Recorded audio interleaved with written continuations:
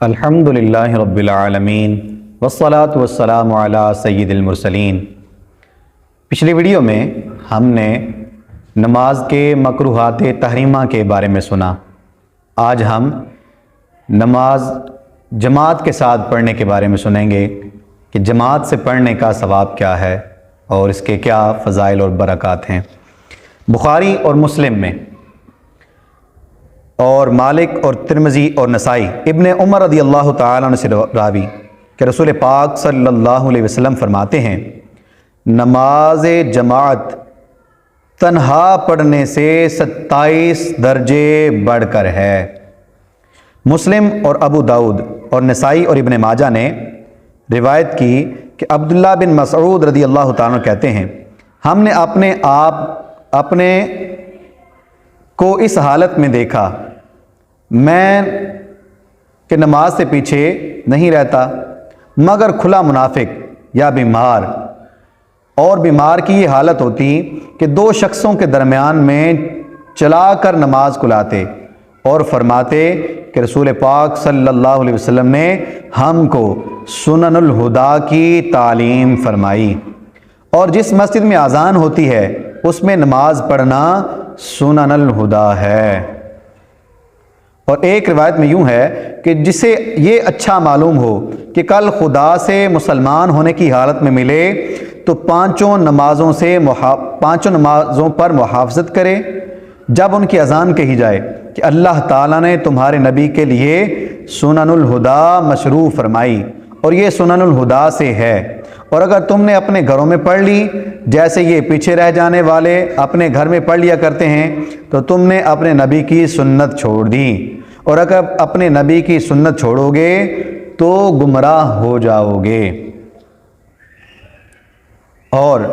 ابو داؤد کی روایت میں ہے کہ کافر ہو جاؤ گے، یعنی اگر تم جماعت کے ساتھ نماز نہیں پڑھو گے اور سنت نبی سے پیچھے ہٹ جاؤ گے تو تم کافر ہو جاؤ گے۔ اور جو شخص اچھی طرح طہارت کرے پھر مسجد کو جائے تو جو قدم چلتا ہے ہر قدم کے بدلے اللہ تعالیٰ نیکی لکھتا ہے اور درجہ بلند فرماتا ہے۔ نسائی اور ابن خزیمہ اپنی صحیح میں عثمان رضی اللہ تعالیٰ عنہ سے راوی کہ فرماتے ہیں، نبی پاک صلی اللہ علیہ وسلم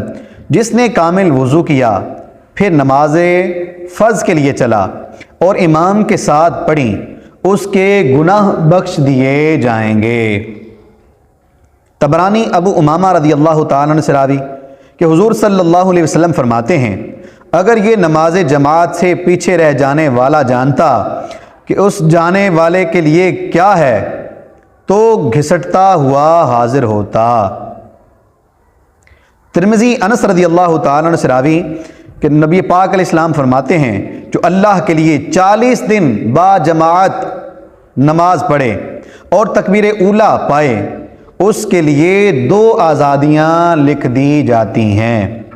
ایک نار سے دوسری نفاق سے، یعنی وہ بندہ جہنم سے بھی بچ گیا اور منافقت سے بھی بچ گیا۔ ابن ماجہ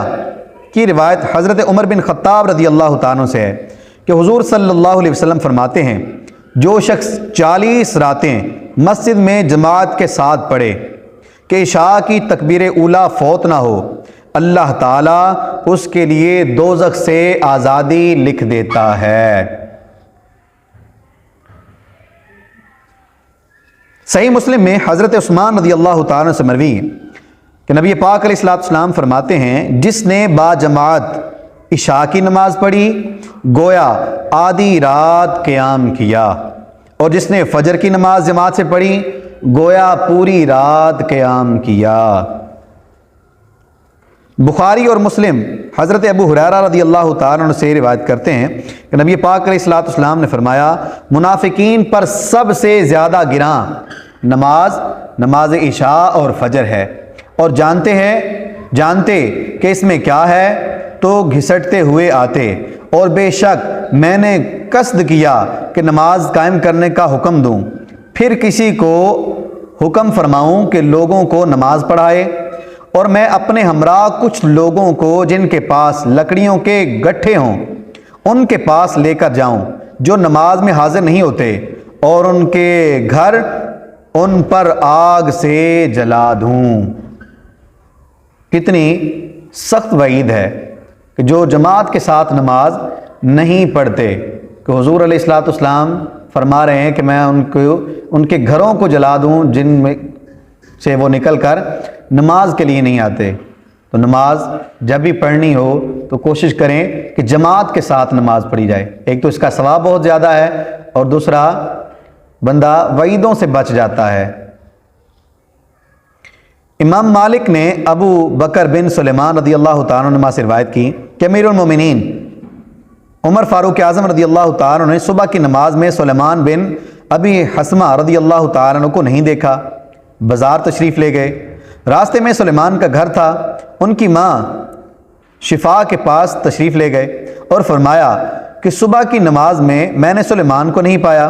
انہوں نے کہا رات میں نماز پڑھتے رہے، پھر نیند آ گئی۔ فرمایا کہ صبح کی نماز جماعت سے پڑھوں، یہ میرے نزدیک اس سے بہتر ہے کہ رات میں قیام کروں۔ یعنی بندہ نماز پڑھ رہا ہے، نفلی نماز پڑھ رہا ہے، رات ساری پڑھتا رہا اور جب صبح کا وقت ہوا تو سو گیا یا جلدی پڑھ کے سو گیا، جماعت کے ساتھ نہیں پڑھی، تو یہ اس سے بہتر ہے کہ بندہ صبح کی نماز جماعت کے ساتھ پڑھے اور رات بھر سویا رہے، کیوں کہ وہ نفلی عبادت ہے، جبکہ جماعت کے ساتھ نماز پڑھنا یہ واجب ہے اور اس کے فضائل بھی زیادہ ہیں۔ احمد اور ابو داؤد اور نسائی اور ابن خزیمہ اور ابن حبان اور حاکم ابو درداء رضی اللہ تعالیٰ سے راوی کہ نبی پاک علیہ الصلوۃ والسلام نے فرمایا کسی گاؤں یا بادیہ میں 3 شخص ہوں اور نماز نہ قائم کی گئی مگر ان پر شیطان مسلط ہو گیا تو جماعت کو لازم جانو کہ بھیڑیا اسی بکری کو کھاتا ہے جو ریوڑ سے دور ہو۔ فرمایا اگرچہ کسی وادی میں 3 ہی بندے رہتے ہوں تو ان پر بھی لازم ہے کہ وہ جماعت کروائیں، جماعت کے علاوہ نہ پڑھیں، الگ الگ نہ پڑھیں، بلکہ 3 ہیں تو تینوں ہی جماعت کروائیں۔ الحمدللہ ہمارے تو محلے آباد ہیں، کئی 100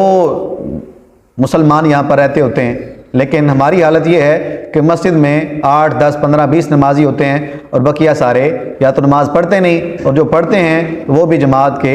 علاوہ۔ تو ایسا نہیں کرنا چاہیے، بلکہ حضور علیہ الصلوۃ والسلام کی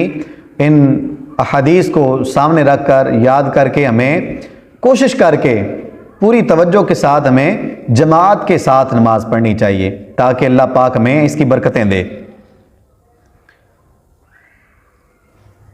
ابو داؤد اور نسائی نے روایت کی کہ عبداللہ بن ام مکتوم رضی اللہ تعالیٰ نے عرض کی یا رسول اللہ صلی اللہ علیہ وسلم مدینہ میں موذی جانور بکثرت ہیں اور میں نابینا ہوں، تو کیا مجھے رخصت ہے کہ گھر پڑھ لوں؟ فرمایا حی علی الصلاۃ حی علی الفلاح، سنتے ہو؟ عرض کی جی ہاں۔ فرمایا تو حاضر ہو۔ نبی پاک علیہ الصلوۃ والسلام نے کس قدر اپنے صحابی کی تربیت فرمائی، وہ نابینا ہیں اور آس پاس جنگلی جانور بھی ہیں، لیکن اس کے باوجود حضور نے فرمایا کہ اگر تم آواز سنتے ہو تو پھر مسجد میں پہنچو۔ یہاں تو ہمارے ہاں آوازیں آ رہی ہوتی ہیں لیکن پھر بھی ہم مسجد کی طرف نہیں جاتے، تو ہمیں غور کرنا چاہیے۔ بخاری اور مسلم حضرت ابو ہریرہ رضی اللہ تعالیٰ عنہ راوی کہ حضور صلی اللہ علیہ وسلم فرماتے ہیں اگر لوگ جانتے کہ اذان اور صف اول میں کیا ہے پھر بغیر قرہ ڈالے نہ پاتے تو اس پر قرہ اندازی کرتے، یعنی اگر ان کو پرچی ڈالنی پڑتی اس بات پر کہ میں آگے کھڑا ہوں گا یا میں اذان دوں گا تو وہ ایسا ہی کرتے۔ اتنا ثواب ہے اذان دینے میں اور اتنا ثواب ہے پہلی صف میں کھڑے ہونے میں۔ اللہ کرے کہ ہم پہلی صف میں کھڑے ہونے والے بنے۔ نبی پاک علیہ الصلوۃ والسلام کا فرمان امام احمد اور طبرانی ابو امامہ رضی اللہ تعالیٰ سے راوی، حضور علیہ الصلوۃ والسلام فرماتے ہیں کہ اللہ پاک اور اس کے فرشتے پہلی صف پر درود بھیجتے ہیں۔ لوگوں نے عرض کی اور دوسری پر؟ فرمایا اللہ پاک اور اس کے فرشتے پہلی صف پر درود بھیجتے ہیں۔ لوگوں نے عرض کی اور दूसरी पर फरमाया और दूसरी पर, और फरमाया सफ़ों को बराबर करो और मोंडों को मुकाबिल करो और अपने भाइयों के हाथ में नरम हो जाओ और कुशादगियों को बंद करो कि शैतान भेड़ के बच्चे की तरह तुम्हारे दरमियान दाखिल हो जाता है। तो जब नमाज में खड़े हों, जैसे ये दो उंगलियां इकट्ठी हैं, ऐसे मिलकर कंधे से कंधा मिलाकर खड़ा होना चाहिए। जबकि हमारे यहाँ वो करते क्या हैं कि नहीं जी अलहदा थोड़ा सा फासला रखो, मोंडे से मोंडा जुदा करो, तंग ना करो। हालांकि ये तंग नहीं है, बल्कि ये हुक्म है कि जब तुम जमात के साथ नमाज पढ़ो तो अपने कंधे के साथ कंधा मिला लो।